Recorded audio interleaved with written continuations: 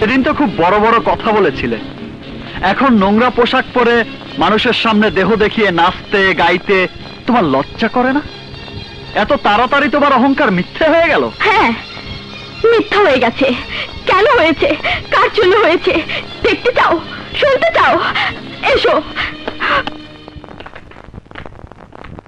দেখো, আমার ভাইকে দেখো।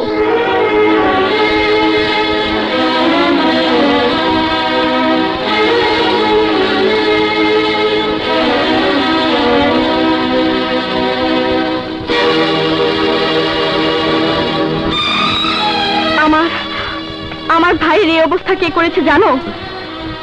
ডন সালমান খানের পরিবার। সালমান খানের গুন্ডা বাহিনী আমার বাবাকে খুন করেছে, আমার ভাইকে পঙ্গু করে দিয়েছে, আমাকে ছোট পোশাক পরিয়ে মানুষের সামনে নাচতে বাধ্য করেছে। শুনুন মিস্টার, আমি আজ হোটেলে নাচছি আমার ভাইয়ের পাতা ভালো করার জন্য, না ওই ডন সালমান খানকে। আমার এই জীবনের জন্য কাকে দায়ী করবে? আমাকে, না ওই ডন পরিবারকে? প্রেমা, এই কৈফিয়ত চেয়ে তোর কি হবে? ভুল তো আমি করেছিলাম। ওই ডন পরিবারের মেয়েকে ভালোবেসে আকাশের চাঁদ ধরতে চেয়েছিলাম, তাই ভালোবাসার শাস্তি আমি পেয়েছি। তুই যার কাছে কৈফিয়ত চাইছিস, এই মানুষটাও ওই ডন পরিবারের মতো আরেক ধনীর সন্তান, তাই ধনীরা আমাদের আঘাতই করতে পারবে, কিন্তু সমবেদনের হাত বাড়িয়ে এগিয়ে আসতে পারবে না, পারবে না। না, মিথ্যে কথা। মানবতা সবার মধ্য থেকে হারিয়ে যায়নি। ধনীর ঘরে আমার জন্ম হলেও আমিও মানুষ, মানুষের পাশে এসে দাঁড়াবার মতো মন মানসিকতা আমারও আছে। আমার প্রথম ভুলটা তোমাদের কাছে একদিন আমাকে ধনীর অহংকারী সন্তান বলে প্রমাণ করে দিয়েছিল, তাই হয়তো বিশ্বাস করতে তোমাদের কষ্ট হবে। আমি সত্যি সত্যি তোমাকে ভালোবেসেছিলাম প্রেমা।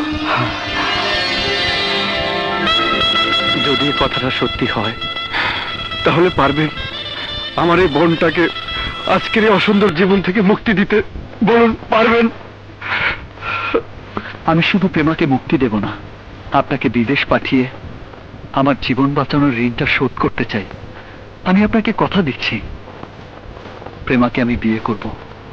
প্রেমা, আমি তোমাকে বউ করে আমার ভালোবাসা দিয়ে ধনীদের প্রতি তোমার ঘৃণার মেঘটাকে সরিয়ে দিতে চাই।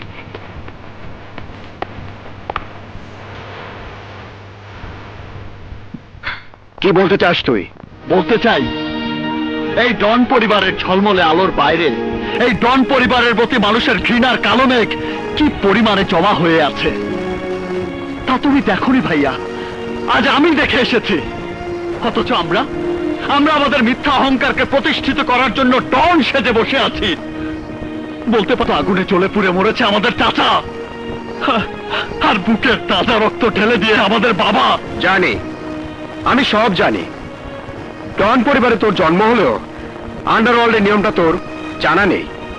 আন্ডারওয়ার্ল্ডের ইতিহাসটা পড়ে দেখ, দেখবি এই জীবন থেকে বেরিয়ে কেউ বাঁচতে পারেনি। মিথ্যে পাতাটাকে টেনে ছিঁড়ে ফেলতে লিখতে পারে নতুন ইতিহাস। বেশ, তোর পরনে আইনের পোশাক, ছিঁড়ে ফেল ইতিহাসের পাতা। প্রমাণ করে দে ডন চক্রের ক্ষমতার চেয়ে তোর আইনের ক্ষমতা অনেক অনেক বেশি। সালাম করো।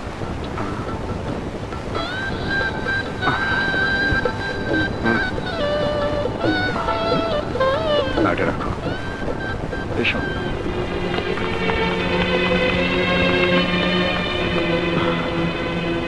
পায়েল, আমি কি এত বড় অপরাধী? বিপ্লব বিয়ে করলো, অথচ আমাকে জানালো না।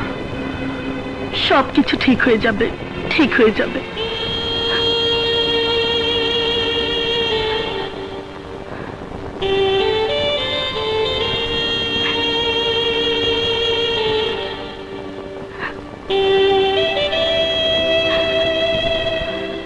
ঝুমকা, ঝুমকা, তোর ভাবি।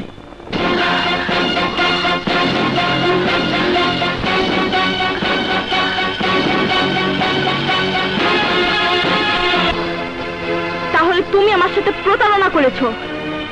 যে ডন পরিবার আমার বাবাকে খুন করেছে, আমার ভাইকে পঙ্গু করে দিয়েছে, তুমি সেই ডন পরিবারের সন্তান। ছি!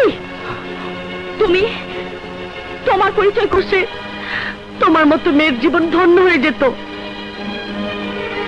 তুমি তো এই কথা বলবেই, কারণ তুমি এ বাড়ির বউ। হ্যাঁ, এই বংশ পরিচয়ের বাইরে তুমিও নাও। বিপ্লব, আমাকে আমার বাড়িতে রেখে এসো।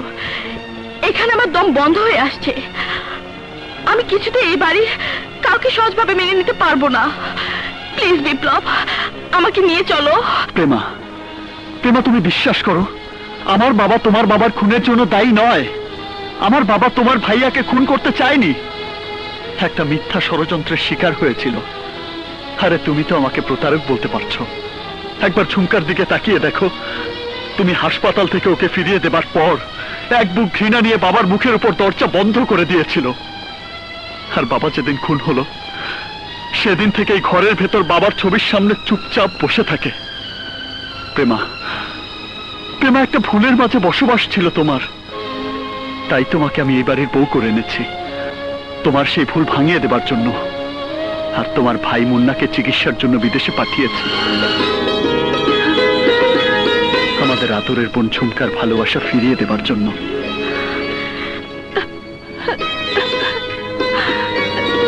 বেশ, আমি এই বাড়িতে একটা শর্তে থাকতে পারি। যতদিন আমার ভুলটা না ভাঙবে, ততদিন এই ডন পরিবারের টাকার ভাত আমি খাবো না। তোমাকে খেতে হবে না প্রেমা, ডন পরিবারের টাকার ভাত আমিও খেতে চাই না। আমার বেতনের টাকাই তোমার আমার জীবন চালানোর জন্য যথেষ্ট। এসো।